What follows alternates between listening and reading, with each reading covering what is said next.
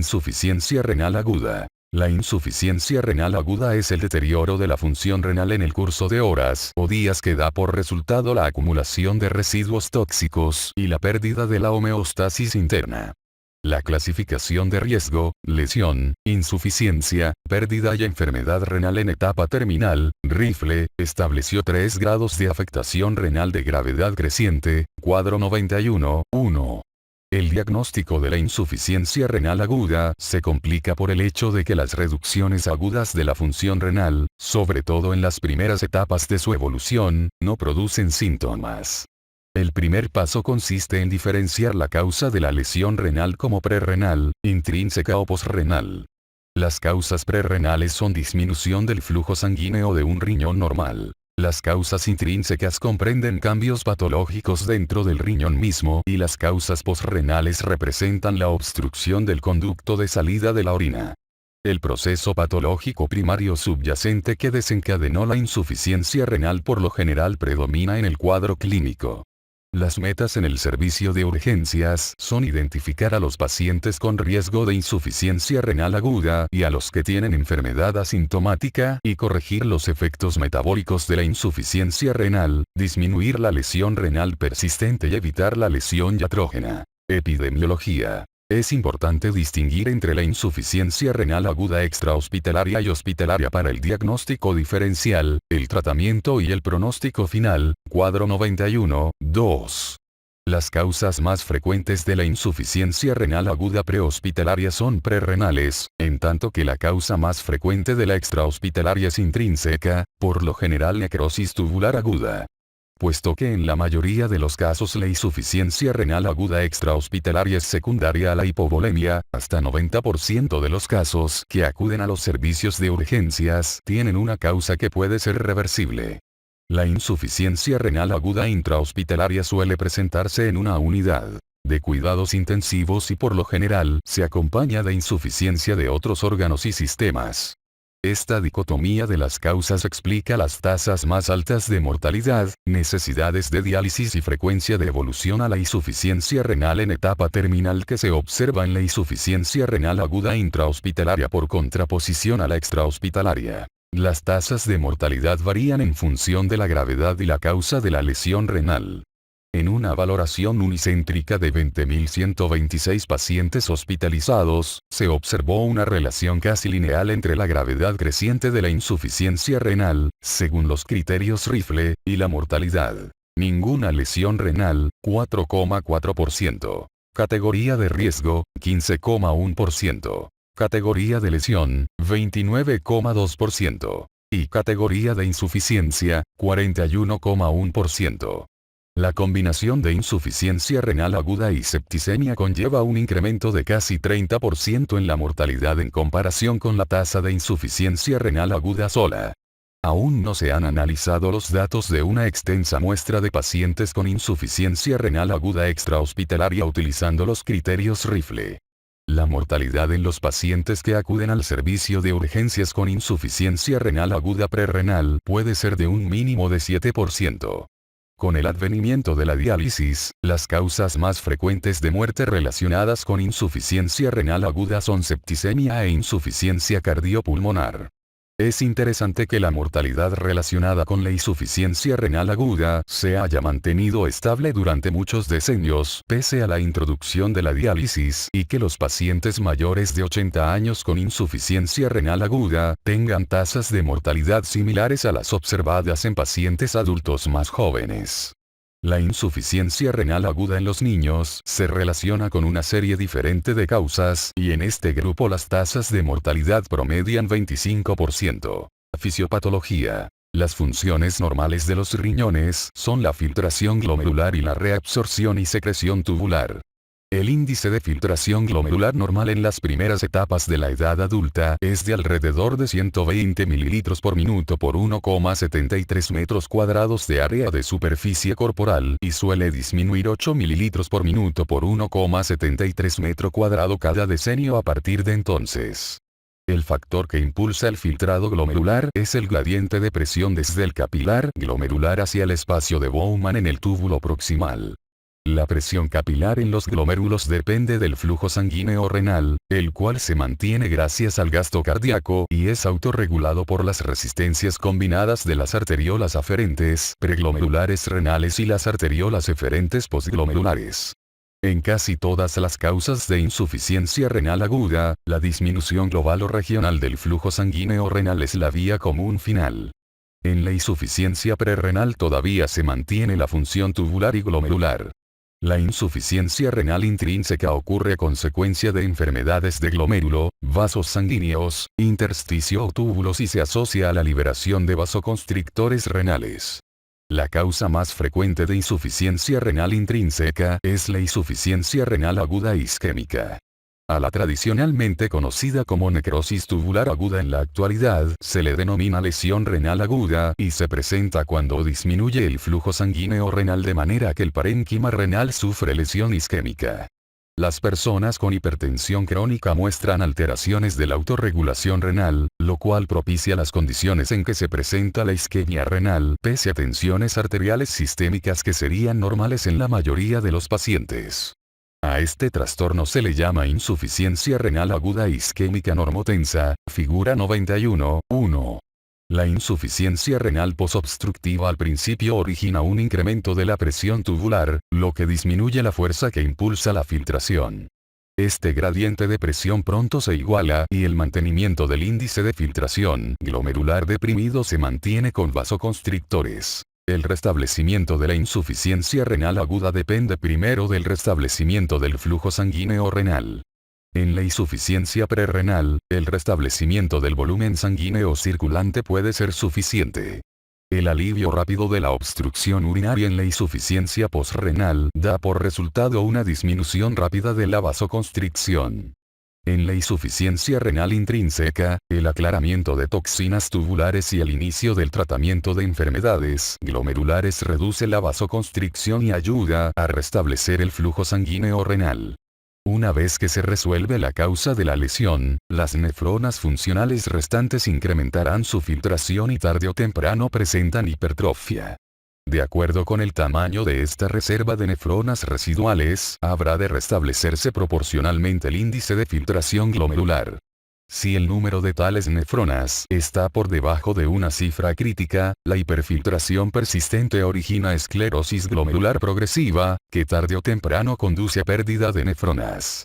Sobreviene entonces un ciclo vicioso hasta que ocurre una insuficiencia renal completa. Esta secuencia explica la situación que suele observarse en la cual la insuficiencia renal progresiva ocurre tras el restablecimiento inicial de la insuficiencia renal aguda. Manifestaciones clínicas. Antecedentes y trastornos concomitantes. La insuficiencia renal aguda en sí produce escasos síntomas mientras no se presente una uremia grave. En ese entonces, la náusea, el vómito, la somnolencia, la fatiga, la confusión y el estado de coma son manifestaciones frecuentes que se pueden atribuir a la uremia. Sin embargo, los pacientes tienen más propensión a síntomas relacionados con la causa subyacente. En el cuadro 91.3 se enumeran los trastornos que aumentan la susceptibilidad a este problema y serán motivo para tener muy en cuenta el diagnóstico. Los pacientes con insuficiencia renal aguda prerrenal suelen manifestar mareos ortostáticos y disminución del gasto urinario. El vómito excesivo, la diarrea, la micción, la hemorragia, la fiebre o la sudoración pueden reducir el volumen circulante lo suficiente para desencadenar insuficiencia renal aguda. Las causas de filtración endotelial y formación del tercer espacio, como infecciones, pancreatitis, quemaduras e insuficiencia hepática, también pueden resultar en insuficiencia prerrenal. El avance de la insuficiencia cardíaca por cualquier causa o la diuresis excesiva del paciente con insuficiencia cardíaca congestiva compensada puede desencadenar insuficiencia renal aguda. La disminución del aporte de líquidos por discapacidades físicas o cognitivas llega a causar hipovolemia de un grado que produzca insuficiencia renal aguda y el síntoma principal es un cambio inespecífico del estado mental. Las nefropatías intrínsecas a menudo pueden preverse por los síntomas de su causa desencadenante. Es probable que ocurra lesión renal aguda isquémica en caso de paro cardíaco, septicemia grave u otras causas de hipotensión sistémica o isquemia microvascular. La nefropatía provocada por cristales, la nefrolitiasis y la necrosis papilar se manifiestan por dolor lumbar y hematuria. Se ha de sospechar insuficiencia renal aguda desencadenada por pigmentos en pacientes con posible rhabdomiólisis, por ejemplo, mialgias, estado de coma reciente, convulsiones, intoxicación por estupefacientes, ejercicio excesivo, o en hemólisis, por ejemplo, transfusiones sanguíneas recientes. Véase capítulo 92, rhabdomiólisis. El oscurecimiento de la orina y el edema con o sin síntomas generales como fiebre, malestar y exantema harán pensar en una glomerulonefritis aguda, a la cual puede haber precedido faringitis o infección cutánea. La fiebre, las artralgias y el exantema son frecuentes en la nefritis intersticial aguda. La oclusión arterial renal aguda suele caracterizarse por dolor lumbar importante, en tanto que la estenosis gradual posiblemente es asintomática. La tos, la disnea y la hemoptisis plantean la posibilidad de síndromes pulmonares renales, síndrome de Gold-Pasture o granulomatosis de Wegener. La insuficiencia posrenal se sospechará en pacientes con factores de riesgo apropiados, entre ellos hombres con enfermedades prostáticas diagnosticadas o edad avanzada y pacientes con sondas vesicales a permanencia.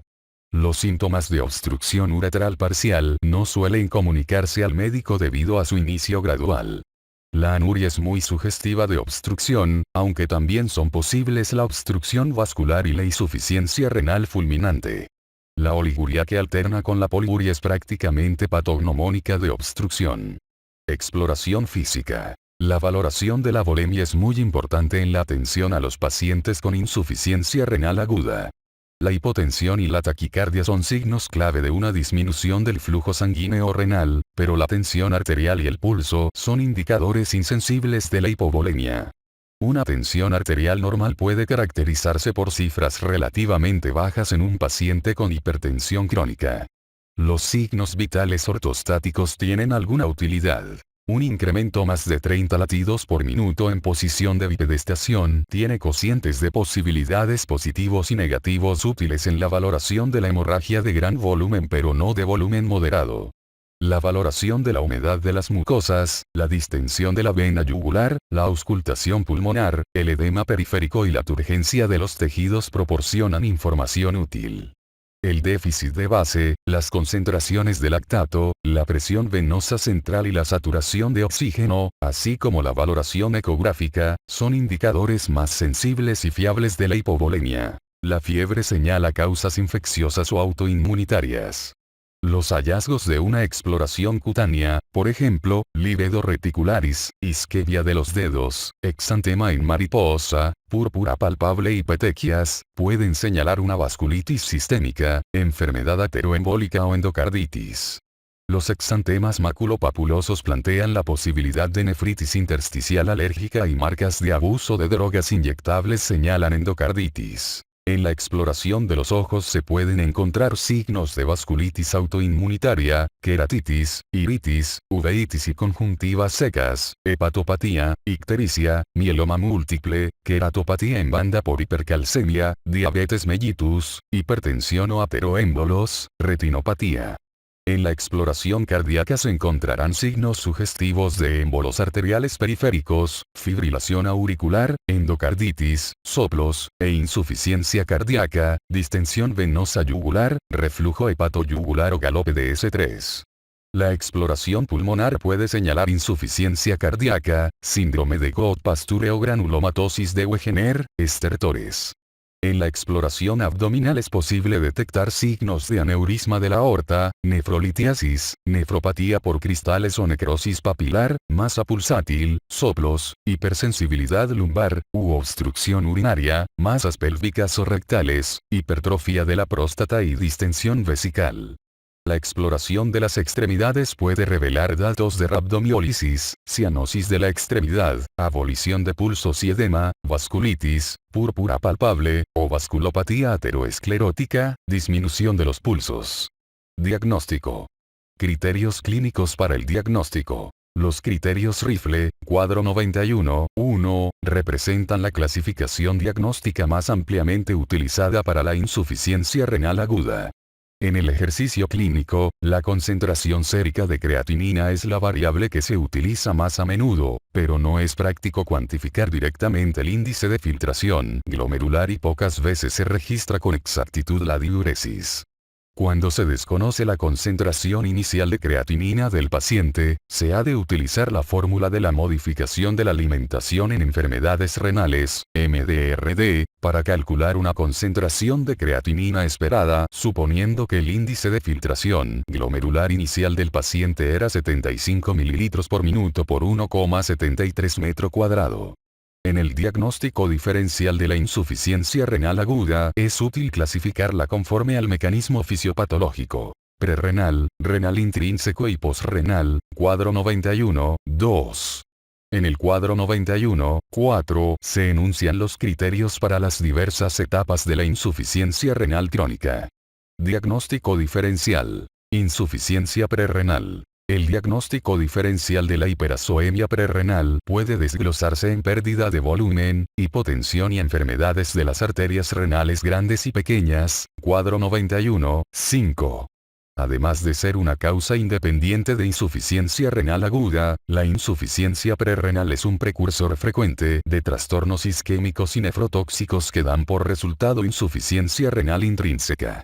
Diagnóstico diferencial. Insuficiencia posrenal. La insuficiencia renal aguda posrenal u obstructiva representa 5 a 17% de todos los casos de insuficiencia renal extrahospitalaria y en la población anciana la tasa alcanza hasta 22%, cuadro 91, 6. Los factores de riesgo comprenden los dos extremos de edad, género masculino, neoplasias malignas, nefrolitiasis, enfermedades retroperitoneales, operaciones genitourinarias y sondas urinarias a permanencia. El alivio oportuno de la obstrucción es esencial para el restablecimiento de la función renal normal. La pérdida permanente importante de la función renal ocurre en el curso de 10 a 14 días en caso de obstrucción completa. El riesgo de insuficiencia renal permanente aumenta significativamente cuando la obstrucción se complica con infección urinaria. Diagnóstico diferencial. Insuficiencia renal intrínseca. La insuficiencia renal aguda intrínseca no es frecuente en pacientes con insuficiencia extrahospitalaria, pero es la causa más frecuente en los pacientes hospitalizados. La insuficiencia renal intrínseca puede deberse a lesiones de glomérulo, túbulo, intersticio y vasculatura, cuadro 91, 7. En la insuficiencia renal intrínseca extrahospitalaria, los fármacos y las infecciones son los factores desencadenantes frecuentes, en tanto que, en el hospital, las lesiones tóxicas e isquémicas producen la mayor parte de los casos, cuadro 91, 8. La nefropatía provocada por medio de contraste radiográfico es una causa frecuente de insuficiencia renal aguda intrahospitalaria y puede ser desencadenada por los estudios radiológicos con un medio de contraste intravenoso en el servicio de urgencias. La evolución típica es una concentración creciente de creatinina durante 3 a 5 días, seguida de la resolución completa. Los factores de riesgo comprenden insuficiencia renal crónica, diabetes, sobre todo insulino dependiente, edad avanzada, hipovolemia, hipoalbuminemia y el empleo de determinados tipos y dosis más altas de medios de contraste. La nefropatía provocada por cristales representa la precipitación de cristales en los túbulos renales que trae consigo lesiones mecánicas e inflamatorias del epitelio tubular. La insuficiencia renal crónica y la hipovolemia predisponen a este tipo de lesión renal y el pH urinario afecta la formación de muchos de estos cristales. Las concentraciones elevadas de ácido úrico en pacientes con síndrome de lisis tumoral y fármacos, en concreto, aciclovir, sulfonamidas, indinavir y triamtereno, son las causas más frecuentes de esta forma de insuficiencia renal aguda. Los inhibidores de la enzima convertidora de angiotensina pueden desencadenar insuficiencia renal en casos raros. Al producir dilatación de los capilares postglomerulares, aumentan el flujo sanguíneo renal y disminuyen la fracción de filtración glomerular. Estos cambios naturalmente dan por resultado un incremento moderado, 10 a 20%, de las concentraciones séricas de creatinina, pero en casos infrecuentes el incremento puede ser más drástico. En ambas circunstancias, se observan los cambios poco después de iniciar el inhibidor de la enzima convertidora de angiotensina. La insuficiencia renal aguda que se presenta en pacientes que comienzan con un inhibidor de la enzima convertidora de angiotensina debe hacer pensar en una estenosis bilateral de la arteria renal, en cuyo caso el mantenimiento del índice de filtración glomerular depende de la vasoconstricción de la arteriola postglomerular. La hipovolemia y el empleo concomitante de fármacos vasoconstrictores son otros factores frecuentes que desencadenan insuficiencia renal provocada por el inhibidor de la enzima convertidora de angiotensina. Los antagonistas del receptor de angiotensina también desencadenan insuficiencia renal. La hiperpotasemia, por lo general leve, es una complicación relativamente frecuente de la administración de un inhibidor de la enzima convertidora de angiotensina. Dado que los inhibidores de la enzima convertidora de angiotensina mejoran el flujo sanguíneo renal y a la vez disminuyen el índice de filtración glomerular, la insuficiencia renal y la disfunción renal no son contraindicaciones para utilizar inhibidores de la enzima convertidora de angiotensina en pacientes apropiados, es decir, los que tienen exacerbación de una insuficiencia cardíaca congestiva aguda. Los inhibidores de la ciclooxigenasa, casi todos los antiinflamatorios no esteroideos, también pueden causar insuficiencia renal. Esta familia de fármacos disminuye la síntesis de prostaglandinas vasodilatadoras, lo que da por resultado una disminución del índice de filtración glomerular y el flujo sanguíneo renal. Los efectos renales de los inhibidores selectivos de la ciclooxigenasa 2 son muy similares a los de inhibidores no selectivos. Los factores de riesgo para las reacciones adversas a estos fármacos son edad mayor, insuficiencia renal crónica, insuficiencia cardíaca congestiva, diabetes, hipovolemia y empleo de diuréticos o inhibidores de la enzima convertidora de angiotensina. El edema y la insuficiencia renal suelen observarse en la etapa temprana del tratamiento y dependen de la dosis. En los casos notificados, la insuficiencia renal se ha resuelto al suspender el fármaco. Los aminoglucósidos representan otra causa importante de lesión renal iatrógena. Aunque la concentración máxima suele ser muy importante para la actividad bactericida, las concentraciones mínimas al parecer son más relevantes para pronosticar la lesión renal, y las dosis administradas una vez al día pueden reducir la frecuencia de nefrotoxicidad. La hemoglobina y la mioglobina por hemólisis o la rhabdomiólisis se depositan y se concentran en los túbulos renales. La lesión renal ocurre a través de la obstrucción y la toxicidad tubular directa, y esta última depende en parte de un pH urinario bajo. La nefropatía de cadena ligera del mieloma puede ser similar. La hiperpotasemia es un problema crítico que hay que tomar en cuenta en todos los pacientes con insuficiencia renal aguda, pero lo es sobre todo en aquellos con rhabdomiólisis. Valoración de laboratorio. La valoración de laboratorio permite demostrar una disminución de la función renal, por lo general disminución del índice de filtración glomerular, y proporciona datos indicativos de lesión aguda. Están surgiendo biomarcadores de lesión renal, pero aún no se han establecido, y, en combinación, el análisis microscópico de la orina y la química sanguínea y urinaria tienen gran utilidad para determinar la causa fundamental. Sin embargo, primero hay que tener presente el diagnóstico, y si no se conocen las concentraciones de nitrógeno úrico sanguíneo, BUN, blood urea nitrogen, y las cifras de creatinina iniciales del paciente, es posible pasar por alto los signos de insuficiencia renal importante. Un paciente con una concentración inicial de creatinina muy baja puede tener disfunción de la mitad de las nefronas antes de presentar un incremento de la concentración de creatinina. La creatinina es un producto de degradación de la proteína de músculo esquelético creatina, y por tanto su concentración está vinculada a la masa muscular. Así, los pacientes con una menor masa muscular, por ejemplo, ancianos y mujeres, tienen tasas de filtrado glomerular más bajas para cualquier concentración de creatinina determinada. Diversos trastornos pueden interferir en la correlación de la concentración sérica de creatinina con el índice de filtración glomerular. La glomerulonefritis produce un incremento de la secreción tubular, en tanto que el trimetoprim, la cimetidina y los salicilatos disminuyen la secreción y por tanto alteran la concentración de creatinina, cualquiera que sea el índice de filtración glomerular. La velocidad de incremento de la concentración sérica de creatinina se puede utilizar para determinar el índice de filtración glomerular. En pacientes sin función renal, índice de filtración glomerular igual 0, la concentración sérica de creatinina aumenta 1 a 3 miligramos por 100 mililitros al día. Incrementos menores de la creatinina señalan un índice de filtración glomerular residual, en tanto que los incrementos más rápidos indican rhabdomiólisis. El cociente de una creatinina puede señalar hipovolemia debido a las diferencias en la forma en que uno y otra son procesados en la nefrona. Las dos sustancias son filtradas de manera pasiva en el glomérulo, pero mientras que la creatinina permanece en el túbulo, la urea es muy permeable a los túbulos renales y se reabsorbe pasivamente con sodio. Por tanto, en caso de retención ávida de sodio, la depuración de la urea es de un mínimo de 30% del índice de filtración glomerular, en tanto que, en pacientes con volumen y sodio adecuados, la depuración de la urea puede incrementar a 70-100% del índice de filtración glomerular. Por consiguiente, si el paciente tiene una capacidad concentradora normal, en el contexto de insuficiencia prerrenal, el cociente sérico de una creatinina suele ser más de 20.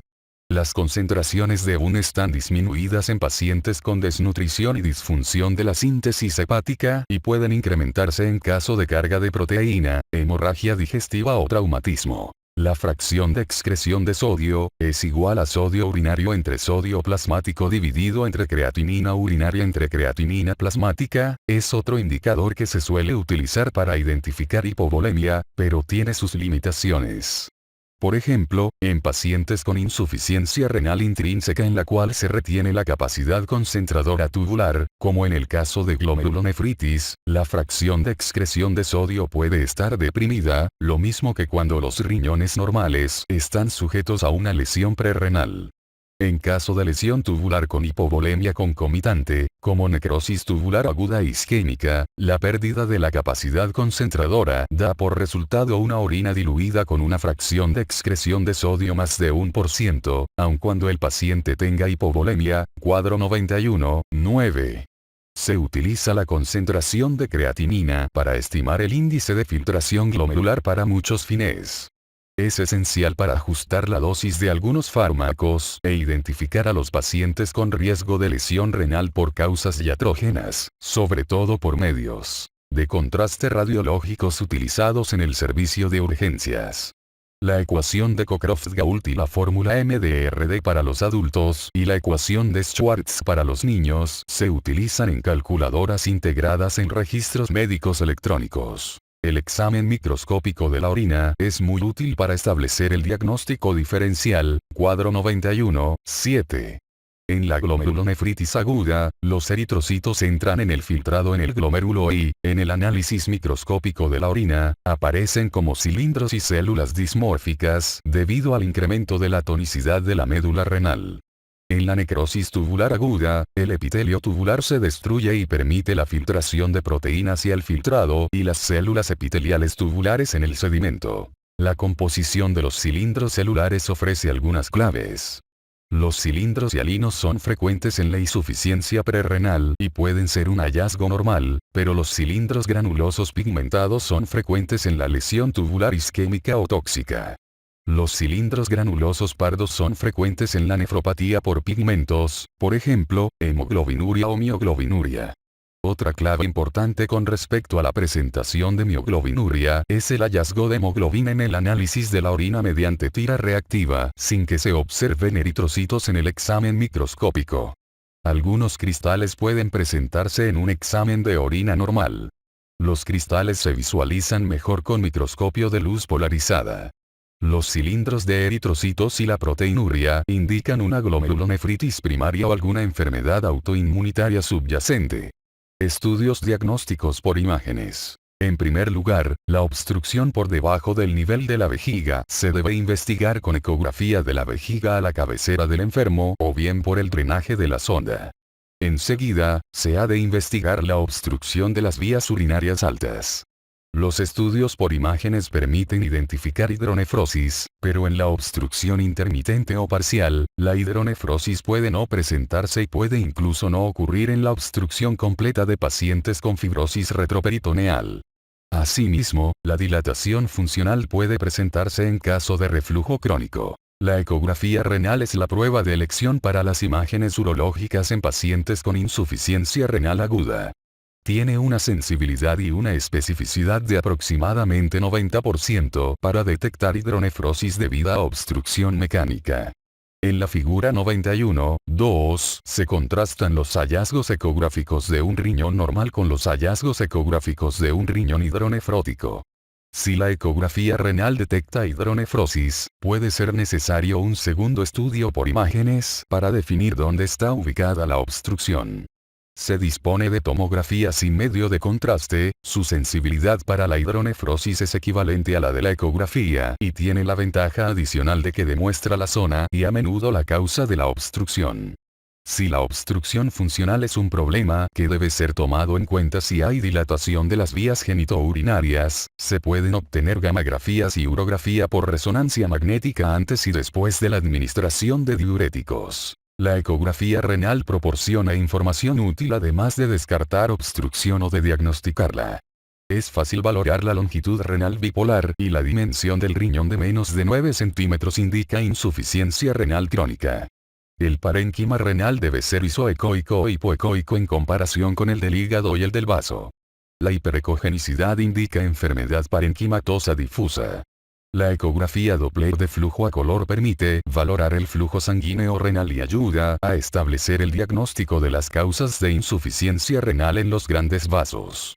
El índice de resistencia es el cociente de la diferencia entre el flujo sistémico y diastólico, al flujo sistólico según se determina mediante Doppler con flujo a color.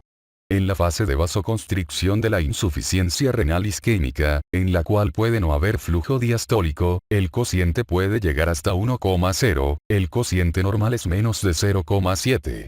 Los estudios diagnósticos por imágenes tienen una participación decisiva en el tratamiento de los pacientes con diagnóstico de insuficiencia renal aguda, lo mismo que en los que tienen riesgo de presentarla. En los pacientes muy graves, muchos de los cuales avanzan a la insuficiencia renal, la ecografía a la cabecera del enfermo rápidamente permite diagnosticar algunas causas tratables y proporciona guía para la rehidratación. La tendencia del segmento intrahepático de la vena cava inferior al colapso durante la inspiración, al parecer es un buen indicador de la volemia y de la posibilidad de respuesta a la administración de líquido, figura 91.3. Tratamiento. Secuencia diagnóstica y enfoque terapéutico. En el paciente grave con insuficiencia renal aguda, la reanimación representa la primera prioridad y los múltiples procesos diagnósticos y terapéuticos avanzan de manera simultánea.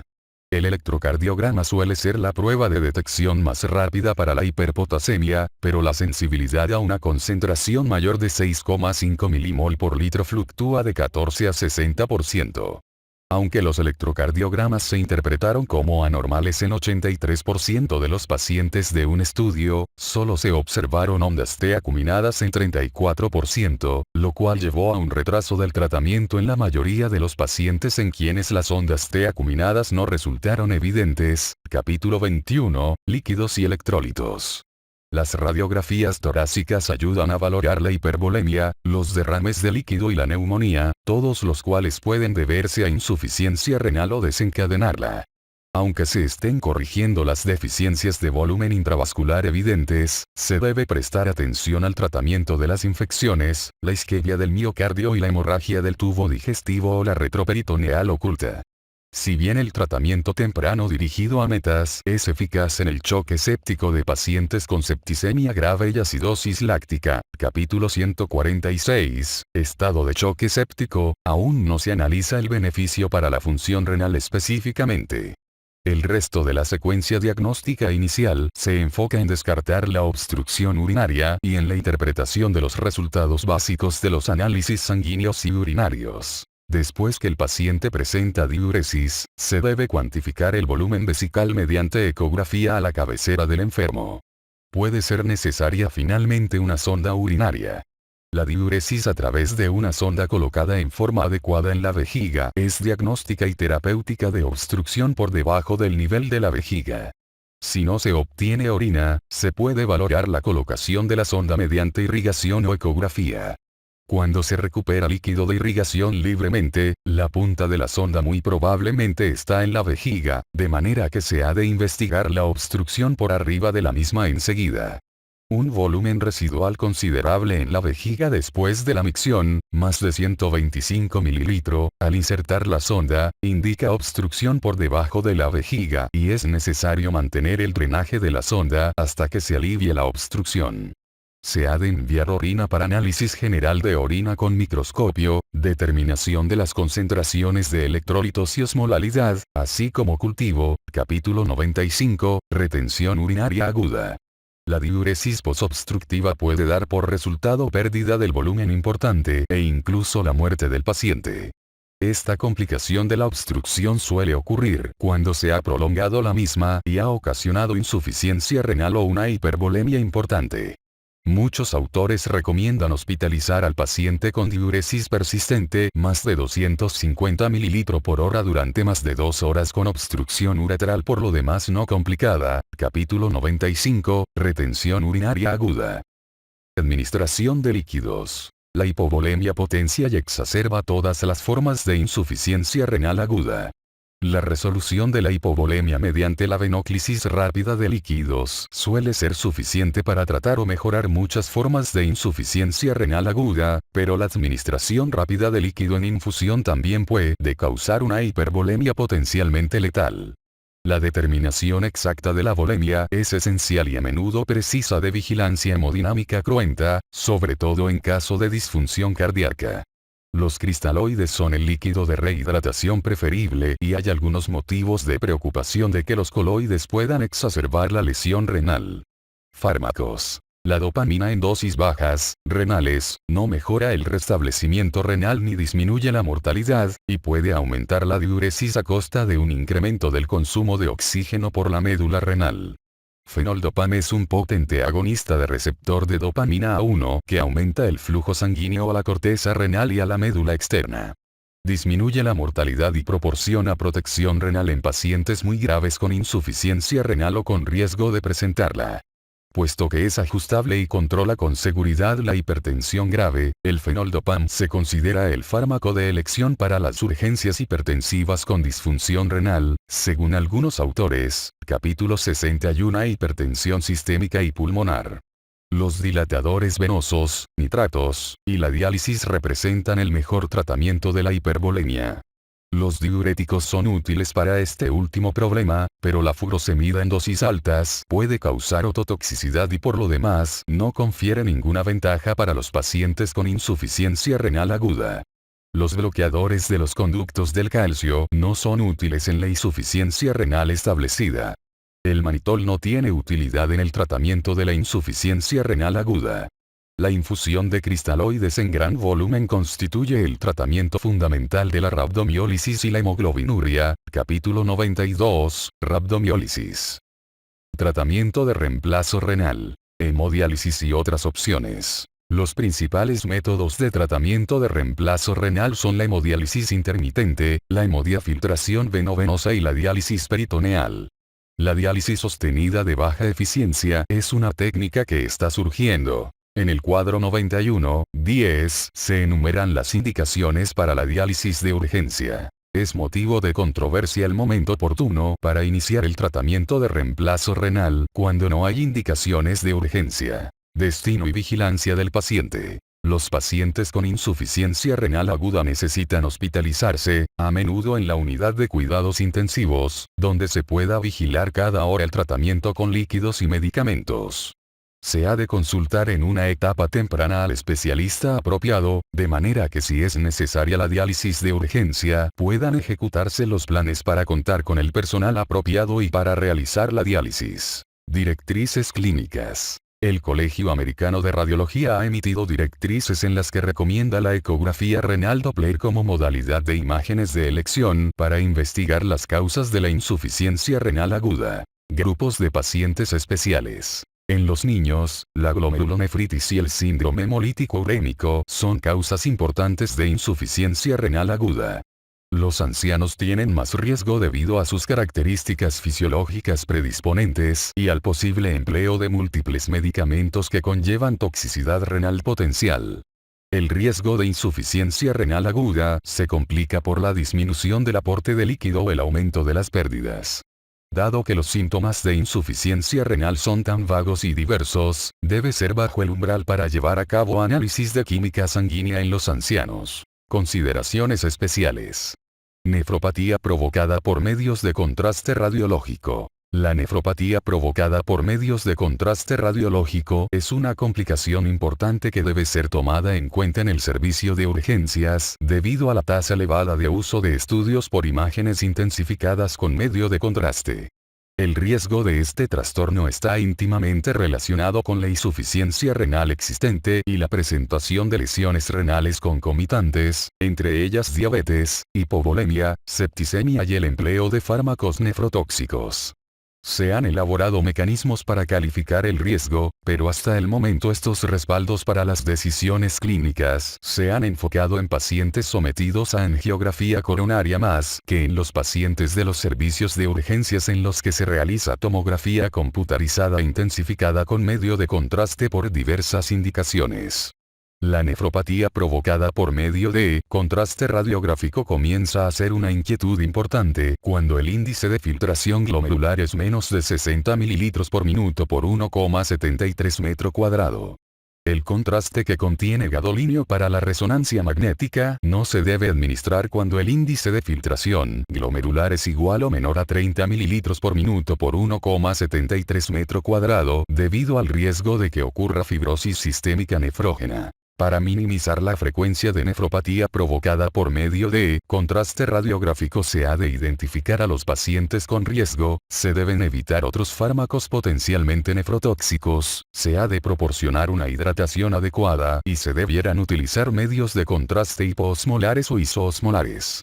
El empleo de bicarbonato de sodio al parecer tiene resultados favorables y es aplicable en el servicio de urgencias. Un metaanálisis extenso demostró que la hidratación a base de bicarbonato de sodio era mejor que la hidratación con solución salina normal con un valor de oportunidades relativas de 0,52, intervalo de confianza igual 0,34 a 0,81, y un número de 16 pacientes que es necesario tratar para evitar un caso de nefropatía provocada por el medio de contraste radiológico. Sin embargo, no se ha definido la dosis, los criterios de valoración de la alcalinidad, pH sanguíneo frente a urinario, ni el modo de administración, un solo bolo intravenoso frente a la infusión continua.